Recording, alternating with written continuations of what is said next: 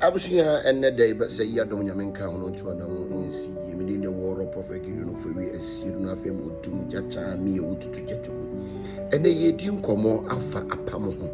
Abusia apam, and Abusia bia me to me, idi actually. Abusia bi wo ho no matete medium ne awo eni fie ho nti omutimi de sika ekọ no mo de akọje emma ewo efie ho no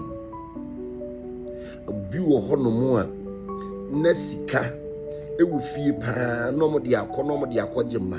abusia bi wo so a wo mo de sika timi kọje nkwa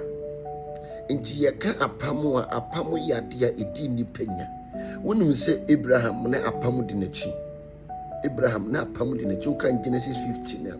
adia Abraham ye yansa no wo firi na Japan mu abusua pam timi ma wabrabo eye basara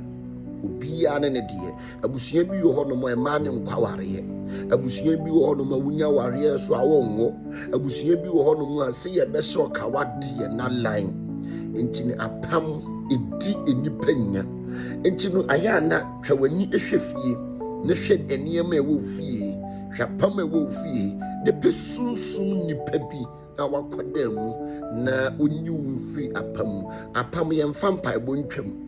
odifuo bi obeka cho se mabompa ya ma mabreku fie apam oboa wono akasa odifuo no kura apam woni fie apam ye di sunsun niema ene eye ni weyi utia ye den efrase apam ye ntwam ye yi tia den efiri ase nti apam ewo ye apam ediwachi a na weyi wo ne wo ma etia ye den efrase na eniema timia ye den adaniema obia ne de obia na apam edi nachi obia ne de ha no enti no sorry ne pesunsum ni pa bi a kira kwan na wonyu mfra busua pam meni de woro Prophet Gideon for ye sira fa mo dumuja taami e utu je jugo eke osafo pedwuma bi